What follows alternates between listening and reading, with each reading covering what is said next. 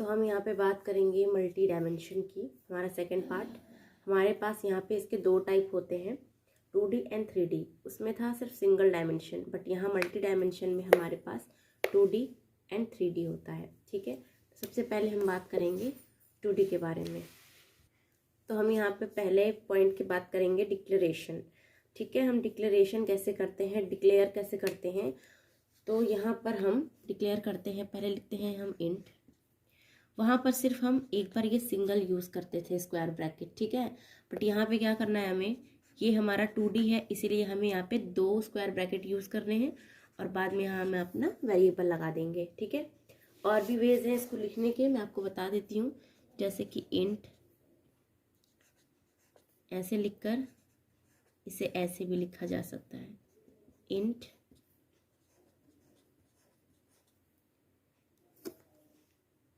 ऐसे भी लिखा जा सकता है। ठीक है, और ऐसे भी लिखा जा सकता है, इंट ए, और ये थोड़ा स्पेस देखें। ठीक है, तो हम ये बहुत सारे वे हैं जिससे हम इसको लिख सकते हैं, बट हम यूज़ करते हैं सिर्फ पहले वाले को ही, ज़्यादातर इसको ही यूज़ किया जाता है। ठीक है, तो ये है हमारा 2D। ठीक है, 1D में हम कैसे लिखते थे, इंट, बस इस तरीके से एक होता था। बट इसमें क्या है, इसमें हमारे पास 2D है तो हमने यहाँ पे 2 स्क्वायर ब्रैकेट का यूज़ किया है। ठीक है, डिक्लेरेशन हम कैसे कर रहे थे, इंट डबल स्क्वायर ब्रैकेट्स 2 बार लगा रहे थे और हमने लिखा ABC, कुछ भी आप वेरिएबल डाल सकते हैं। अब क्रिएशन में हम क्या करेंगे, यहाँ पर क्रिएशन के लिए हम लिखेंगे A equal to new, keyword का यूज़ करेंगे इंट, और यहाँ पे हमने डबल स्क्वायर ब्रैकेट्स लगा दिए। ठीक है, अब हमने यहाँ पे क्रिएशन के टाइम पे हमें वैल्यू देनी होती है। ठीक है, तो हमने यहाँ पर दे दिया 2 और हमने यहाँ पे दे दिया 3। इसका क्या मतलब हुआ कि 2 हमारा रो हो गया और हमारा 3 हो गया कॉलम। ठीक है, कैसे बनेगा, इस तरह से, ये हमारे 2 रो हो गए, 3 कॉलम, और स्टार्ट कहाँ से होता है, 0 1 2। ठीक है, इसमें क्या होता है कि यहाँ पे हमारा ये जो पहला वाला है 0,0 होगा, 0,1 0,2, फिर ये वाला जो पार्ट है हमारा वो होगा 1,0 1,1 1,2। तो इस तरह से हम उसमें लिखते हैं। ठीक है, मल्टी डायमेंशन में उसमें नॉर्मली 0 1 2 लिखते थे, बट इसमें हमें इस तरह लिखना होता है 0,1 0,2, इस वे में हम इसे डिक्लेयर करते हैं। ठीक है, तो ये हमारी इंडेक्सिंग थी। ठीक है, यहाँ पर हमारे पास जो नंबर ऑफ कॉलम्स हैं, ठीक है, वो सेम है, इसमें भी 3 है। ठीक है, ये 3 है हमारे पास, ये भी 1 2 3 1 2 3, तो ये हमारे पास सेम है। तो जब सेम होता है तो हम उसे बोलते हैं कि ये एक मैट्रिक्स है। ठीक है, ये मैट्रिक्स हो जाता है जब हमारे पास यहाँ पे सेम होता है। ठीक है, पूरा बराबर एक टेबल बना रहे हैं, उसमें कॉलम्स रो सब कुछ हमारा इक्वल हो। तो बट अगर इक्वल नहीं हुआ, ये मान लो कि ये खाली है, ठीक है, तो इसको क्या बोलते हैं, अब इस तरह के भी तो क्वेश्चन आ सकते हैं। तो ये तो मैट्रिक्स नहीं है क्योंकि इसमें तो आपका इक्वल नहीं है, यहाँ पे 2 है, यहाँ पे 3 है, तो इसे हम बोलते हैं कि ये है हमारा जैक्ड एरे। ठीक है, ये जैक्ड एरे होता है। तो हम देखते हैं कि जैक्ड एरे क्या है।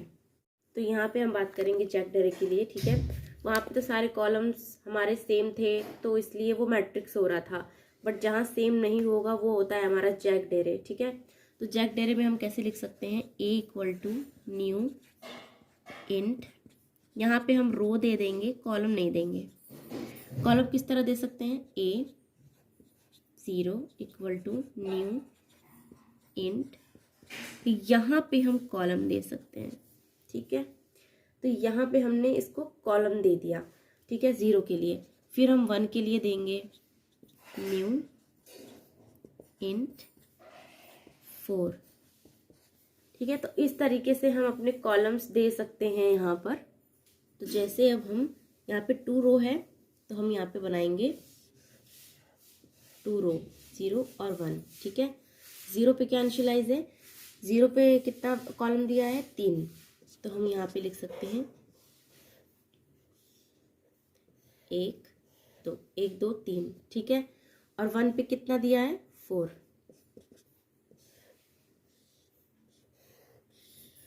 1 2 3 1 2 3 4।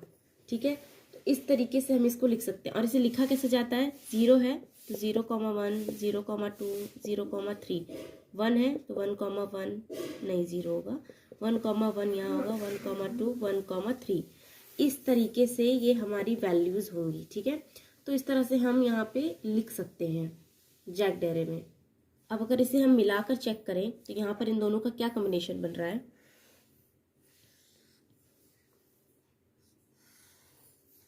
यहाँ पे हमारे पास बन रहा है 1 2 3, यहाँ पर बन रहा है 1 2, ठीक है, 1 2 और ये 3 है हमारा, यहाँ पर 3, ठीक है, और यहाँ पे है 4। ठीक, तो इसको हम कैसे बना सकते हैं। ठीक है,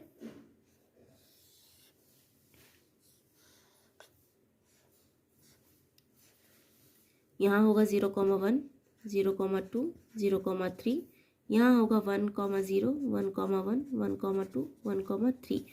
तो इस तरह का जैक्ड एरे हुआ ना, यहाँ पे ये पारा खाली है तो इसी को हम बोलते हैं कि ये है जैक्ड। ठीक है, एरे, ये होता है हमारा जैक्ड एरे। ठीक है, जहाँ पे हमारे पास इक्वल नहीं होते हैं, कुछ ना कुछ कहीं ना कहीं कोई हमारी रो होती नहीं है, कहीं कोई कॉलम नहीं होती है, तो उसको हम बोलते हैं कि ये जैक्ड एरे है। ठीक है, अब यहाँ पे हम इनिशियलाइजेशन देखेंगे, यानी कि हम वैल्यू कैसे देते हैं वो चीज़। तो हमने यहाँ पे लिखा int double square brackets A equal to, यहाँ पे हम इस तरह भी इनिशियलाइज कर सकते हैं 10 20 30 40 50 60। ठीक है, तो यहाँ पर देखा जाए तो हमारे पास यहाँ पे एक ये है, एक ये, मिलाकर 2 रो हो गए, 1 2 3 कॉलम्स हो गई। तो हम यहाँ पे लिख सकते हैं 1 और 2, यानी कि 1 2 3 10 20 30 40 50 एंड 60। अब इसकी इंडेक्सिंग कैसे होती है, इस वाले की होगी 0,0 0,1 0,2 और इसकी कैसे होगी 1,0 1,1 1,2। ठीक है, तो इस तरह से हम इसकी इंडेक्सिंग करते हैं। अब यहाँ पे भी हम लिख के देख लेते हैं कि अगर हमें यहाँ पे जैक्ड बनाना हो तो हम ये कैसे बना सकते हैं। जैक्ड के केस में कैसे करेंगे, ये तो मैट्रिक्स का केस था कि हमने यहाँ पे वैल्यूज को डाल दिए और उसका हमने मैट्रिक्स बना दिया। बट जैक्ड के केस में क्या होगा, तो हम यहाँ पे लिखेंगे इंट डबल स्क्वायर ब्रैकेट ए। ठीक है, यहाँ पे लिखेंगे ए न्यू इंट, यहाँ हमने दे दिया रो, यहाँ हम कॉलम नहीं देंगे। ठीक है, हमने कॉलम नहीं दिया, यहाँ पे हम लिखेंगे ए 0 इक्वल टू न्यू इंट, यहाँ पे हमने दे दिया 4। इसका क्या मतलब है कि 2 हमारा रो हो गया और 4 हमारी उसकी कॉलम हो गई।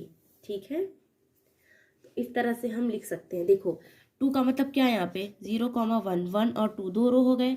0 की इंडेक्सिंग पे क्या आना चाहिए, 0 पे हमारी कितनी लेंथ होनी चाहिए, कितनी कॉलम्स होने चाहिए, 4। तो यहाँ पर हमारे पास बन जाएंगे 0 1 2 और 3। ठीक है, अगर हम यहीं पे रख देते हैं a of 1 equal to new int 3, तो इस पे कितने बन जाएंगे 0 1 2 टोटल 3। ठीक है, तो इस तरह से हम जैक्ड एरे में इसको लिखते हैं। तो मैं इसको पूरा एक्सप्लेन करती हूँ डायग्राम के साथ कि हम इसे कैसे करते हैं। तो यहाँ पे हमने रख लिया 0 और 1। ठीक है, 0 और 1, 0 पे हमारी कितनी कॉलम्स हैं, 4 है, तो हम यहाँ पे 4 कॉलम्स बना लेंगे। 1 2 3 1 2 3 4 हो गए, और 1 पे कितना बोला है 3 1 2। तो यहाँ पे समझ में आया कि इस तरीके से हम लिखते हैं। अब अगर हम इसको टोटल कर दें, इन दोनों को जोड़ दें, तो क्या बनकर आएगा, यहाँ पे पहले 4 होगा, 1 2 3 4, इसे पहले हम जोड़ लेंगे। ठीक है, फिर ये है 3 1 2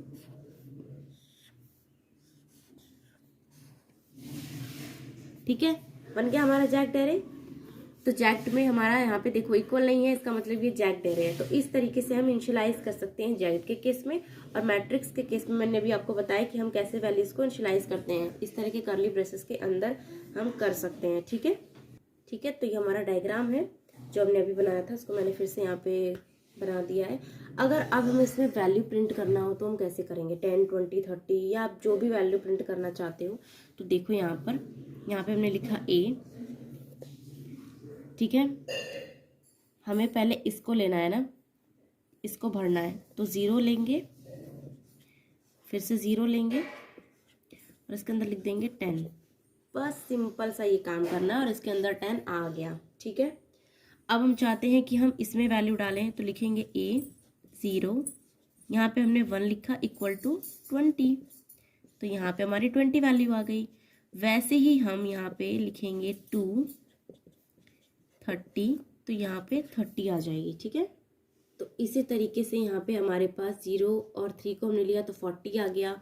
फिर यहाँ पे हमने 1 0 लिया तो 50, 1 1 लिया तो 60, 1 2 हमने लिया तो हमारा 70, ठीक है। तो इस तरीके से हम यहाँ पे वैल्यू को इनिशियलाइज कर सकते हैं, ठीक है। अब यहाँ पे हम डिक्लेरेशन जो हमने लिखा था और क्रिएशन, उसको हम यहाँ पे एक साथ भी लिख सकते हैं। क्रिएशन में क्या था, int a double square brackets थे, उसके बाद यहाँ पे क्रिएशन क्या था हमारा, न्यू इंट, और उसके बाद यहाँ पर हम वैल्यू दे रहे थे, ठीक है। मैट्रिक्स के केस में हम यहाँ पे दे रहे थे, और जब ये जैक्ड का केस होता था तो हम यहाँ पे सिर्फ जो भी रो देना चाहे दे सकते थे और इसे हम खाली छोड़ देते थे। इसकी जगह पे हम यहाँ पे इस तरह से लिखकर इसमें हम वैल्यू को यहाँ पे हम देते थे, ठीक है। यहाँ पे हम अपने कॉलम्स को देते थे, ठीक है। तो ये चीज़ आपको समझ में आई कि हमने यहाँ पे डिक्लेरेशन एंड क्रिएशन किस तरह से किया। और एक तरीका है इसको लिखने का, जैसे कि 10 20 30 40 50 60, तो इस तरह से भी लिखने का एक तरीका है, ठीक है। तो इस तरह से हम डिक्लेयर करना और क्रिएट करना एक साथ इस चीज़ को हम यहाँ पे कर सकते हैं, ठीक है।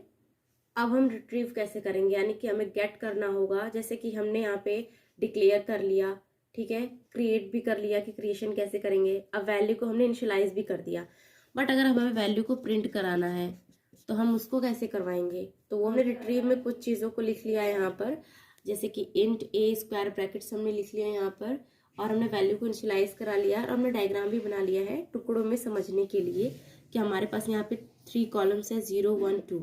पहले कॉलम की यहाँ पे लेंथ है हमारे पास 0 0 0 1 0 2, उसी तरह से ये सारे भी हैं, ठीक है, 2 0 और 2 1 2 2, ठीक है। अब इसको हम प्रिंट कैसे करेंगे, पहले एक ढंग का जो लंबा चौड़ा प्रोग्राम हम बनाएंगे, उससे पहले हम छोटी छोटी चीज़ों को पहले देख लेते हैं कि उन्हें प्रिंट करेंगे, उन्हें लिखेंगे तो फिर क्या आउटपुट आएगा। अब जैसे कि अगर हमने यहाँ पे प्रिंट किया system.out.println a, ठीक है, a को प्रिंट कर दिया हमने, तो a में क्या आएगा, यहाँ पर कुछ भी नहीं आएगा a में, ठीक है। यहाँ पे नॉर्मली आपका इस तरह से आएगा इंट, क्योंकि इंटीजर टाइप का है, ठीक है, @ और उसके बाद यहाँ पे अंडरस्कोर, सिर्फ ये आके छोड़ देगा a पर, ठीक है। अगर आप प्रिंट करा रहे हो यहाँ पर a ऑफ 0, तो इस पर क्या प्रिंट होगा, इस पर भी वही चीज़ प्रिंट हो जाएगी, ठीक है। जब कुछ भी नहीं मिलता है ना तो वो क्लास को प्रिंट कर देता है, ठीक है, उसकी क्लास को प्रिंट कर देता है यहाँ पे। तो लिखेंगे इंट अंडरस्कोर और यहाँ पे @_, ठीक है। लेकिन अगर यहीं पे हमने लिख दिया इस तरीके से कि हमारा a 0 0, ठीक है, तो 0 0 पे क्या दे देगा यहाँ पर, हमारा यहाँ पे क्या लिखा हुआ है, यहाँ पे 10, तो इसका आउटपुट आ जाएगा 10, ठीक है। क्योंकि अब इसको पता चल गया कि हमारे पास क्या है, रो और कॉलम हमारे पास क्या है, यहाँ पे 10 है, तो उसने वहाँ पे 10 प्रिंट कर दी। अभी आप यहाँ पे 1 लिख दोगे तो 20 को प्रिंट कर देगा, ठीक है। तो ये छोटी छोटी चीज़ें हैं जो आप प्रिंट करके देखना। अब अगर हम यहाँ पे प्रिंट करते हैं कि a की लेंथ कितनी है,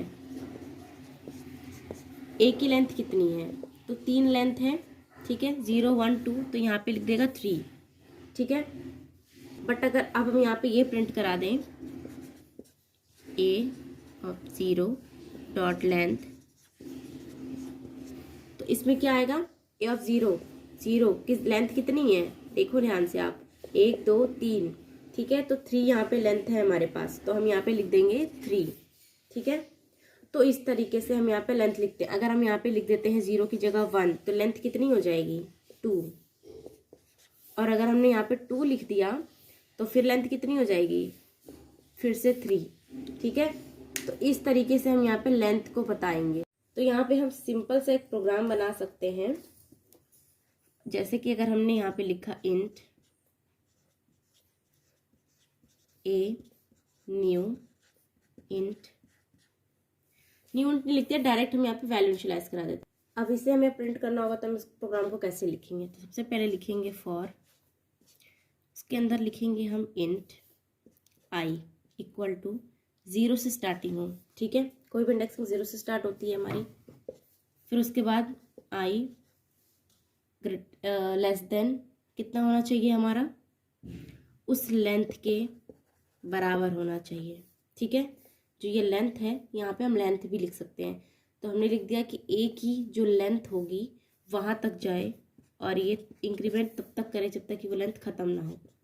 फिर उसके बाद हमने रो के लिए बना लिया, अब हम कॉलम के लिए बनाएंगे। जे की वैल्यू भी 0 से शुरू होगी और जे की लेंथ कितनी जाएगी, ए ऑफ आई तक, ठीक है, इसकी लेंथ जाएगी। ये भी उतना इंक्रीमेंट करेगा। अब इसके अंदर हम प्रिंट करा देंगे system dot out dot println a of i, यानी कि होगा यहाँ पे रो और यहाँ होगा कॉलम, ठीक है। समझ में आया। यहाँ पे हम कैसे लिख रहे हैं, प्लस यहाँ पे थोड़ी सी स्पेस देकर इस तरीके से। यहाँ पे जब 0 0 आएगा तो इसकी वैल्यू अगर हमने 10 रखी है तो 10 आ जाएगा, फिर 0 1 आएगा तो यहाँ पर 20, तो इस तरह से प्रिंट होगा। फिर इस लूप को बंद कर देंगे, तो एक के नीचे एक आए उसके लिए हम यहाँ पे लिखते हैं ये ब्रैकेट जब क्लोज कर लेते हैं तो यहाँ हम लिखते हैं system dot out dot println, यहाँ लिखेंगे और उसके बाद यहाँ पे इस तरह से, ठीक है। तो ये हमारा प्रोग्राम बन जाएगा। हम अपना प्रोग्राम बनाएंगे तो हम यहाँ जैग्ड एरे देख रहे हैं। सबसे पहले यहाँ हमने ये रो ले ली है 2 और कॉलम हम यहाँ पे कुछ भी नहीं ले रहे हैं, नीचे हम इनिशियलाइज करवाएंगे कॉलम को। तो उसके लिए हम लेंगे ए 0, यानी कि यहाँ पे देखो 2 रो है 0 और 1, तो 0 पे हम चाहते हैं कि 3 कॉलम्स हो जाए तो 3 लिख लेंगे और जो हमारी 1 रो है उस पे हमारे 2 कॉलम्स हो जाएं तो हम लिखेंगे न्यू इंट स्क्वायर ब्रैकेट के अंदर 2। तो जो हमारा 3 है वो हमारा पहला कॉलम हो गया पहले इंडेक्स का और दूसरा वाला दूसरे इंडेक्स का कॉलम हो गया 2, ठीक है। अब यहाँ पे हमें वैल्यू इनिशियलाइज करानी होगी कि 0 और 0 पे क्या रहेगा, ठीक है।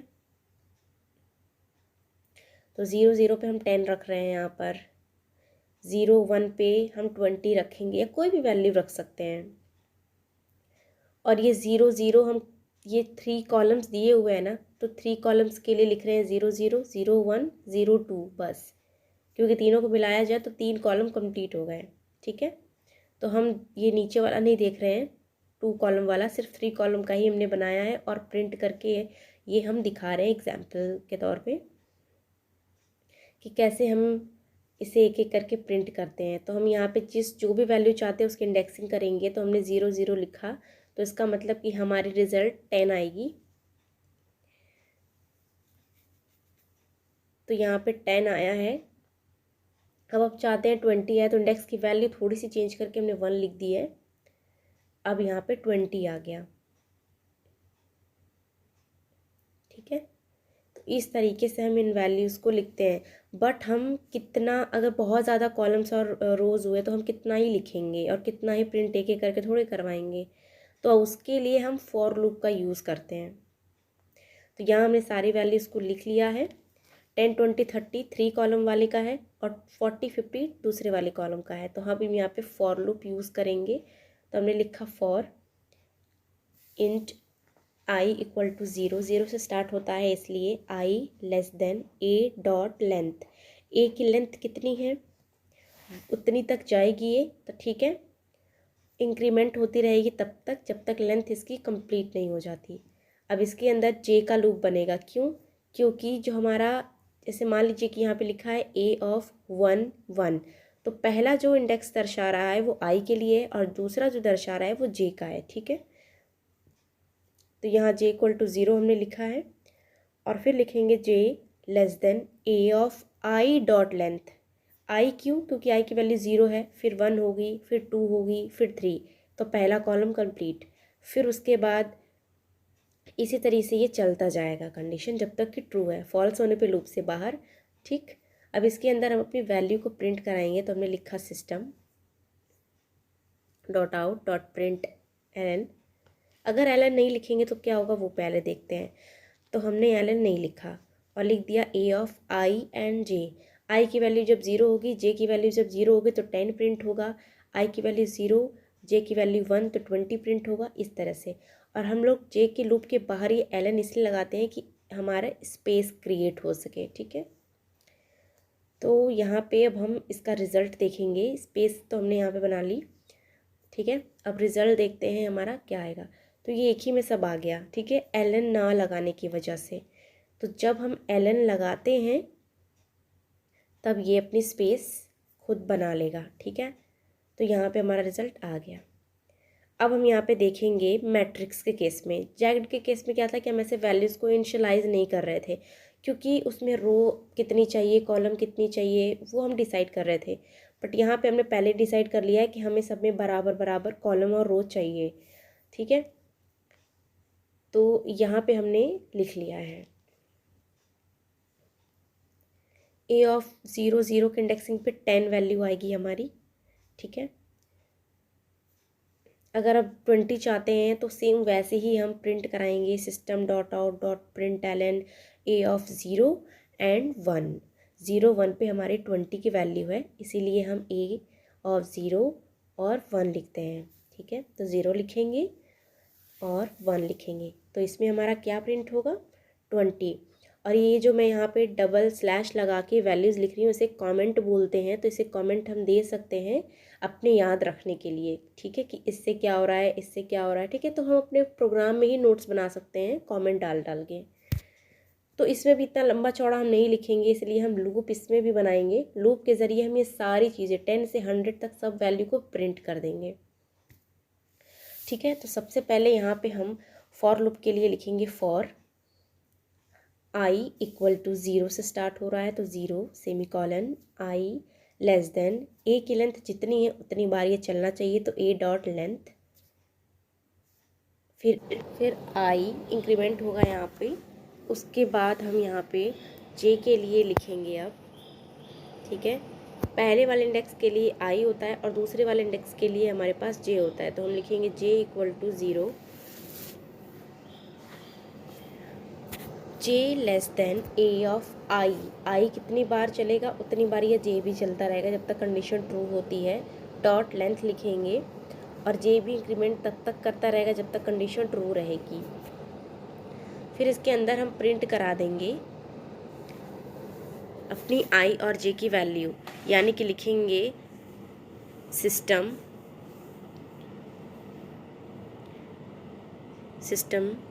Dot out dot println और इसमें लिखेंगे ए ऑफ आई एंड जे। आई पहले वाले वैल्यू के लिए आई, दूसरे वाले के लिए जे। फिर स्पेस क्रिएट करने के लिए हम यहाँ पे जे लूप के बाहर लिखते हैं system dot out dot println, double quote देके थोड़ी स्पेस देते हैं ताकि वो देखने में समझ में आए, रीड कर पाएँ और अच्छा लगे। ठीक है, तो ये छोटी छोटी चीज़ें हैं जिसका हम ध्यान रखेंगे। तो यहाँ हमने डबल कोट लिखा। अब हम रिज़ल्ट देखेंगे इसका। तो यहाँ एक एरर आया है हमारे पास AIJ। यहाँ पे हम कॉन्केट कर रहे हैं प्लस लगाकर थोड़े स्पेस और के लिए, बट हमारा एरर जो है वो ये है कि आई और जे को नहीं पहचान रहा है, क्योंकि जावा हमारा स्टैटिकल होता है, इसको डेटा टाइप देना पड़ता है। तो इसलिए हमने यहाँ पे इंट नहीं दिया था, इसलिए वो वहाँ पे एरर जनरेट कर रहा था। अब हमारा रिज़ल्ट सही आएगा। तो हमारी सारी वैल्यूज़ यहाँ प्रिंट हो गई। 10 20 इसलिए प्रिंट नहीं हुआ क्योंकि वो पहले ही प्रिंट हो चुका था, हमने किया था। ठीक है, इसलिए 30 और 40 से ही स्टार्ट हुआ। अब हम यहाँ पे देखते हैं छोटी छोटी चीज़ों को कि प्रिंट करने से क्या होता है। तो यहाँ पे हमने कुछ वैल्यूज़ लिख ली हैं और हमने ए डॉट लेंथ लिखा है। तो ए की लेंथ देखिए कितनी है, 0 1 2। ओप्स, यहाँ पे डबल वो लग गया था। तो यहाँ पे 3 लेंथ हमारी है, ठीक है। तो इस तरह से हम लेंथ चेक कर सकते हैं हमारे रो या कॉलम्स की। अब यहाँ पर हम अपना चेक करेंगे ए ऑफ 0 की लेंथ। तो देखो 0 पे हमारी कितनी लेंथ है, 3 है, ठीक है। अब यहाँ पर हम चेक कर सकते हैं जो भी लेंथ चाहते हैं, हम 0 0 की चाहते हैं तो देखो 0 0 इंडेक्स जो है उसके नीचे हमारे पास कोई भी वैल्यू नहीं है, तो यहाँ पे तो ये एरर जनरेट करेगा ही, ठीक है। मैं एक बार और दिखा देती हूँ यहाँ पे एरर, ठीक है। तो ये चीज़ हम नहीं कर सकते हैं, ठीक है। अब यहाँ हम 0 की जगह पे 1 2 इस तरह लिख के चेक कर सकते हैं कि हमारे दूसरा जो रो है उसकी कितनी लेंथ है। तो यहाँ पे भी 3 ही होगी। थोड़ा सा 1 2 नंबर हटा के देखते हैं चेंजेस करके। तो यहाँ 700 हम हटा देते हैं, 800 900 को ही रखते हैं हम, ठीक है, दूसरे रो के लिए। तो अब यहाँ पे देखते हैं कि कितनी वैल्यू हमारी आएगी, कितनी लेंथ आएगी, ठीक है। वैसे 800 और 900 है, 0 और 1 2 ही आएगी लेंथ, ठीक है। तो इसकी लेंथ 2 हो गई, ठीक है। अब इसी में बता देती हूँ कि कॉन्केटेशन भी हम कर सकते हैं। कॉन्केट का मतलब होता है कि होता तो वो प्लस वाला ही जो सिंबल है वही, बट यहाँ पे स्ट्रिंग्स को वो ऐड कर देता है, ठीक है। तो यहाँ हम लेंथ और कॉलन लिख सकते हैं, आप जिस भी तरह चाहो आप उसको लिख सकते हो अच्छा दिखाने के लिए। तो यहाँ पे हम इस तरह इसको लिख सकते हैं। तो आई होप कि आपको ये समझ में आया होगा। Thank you.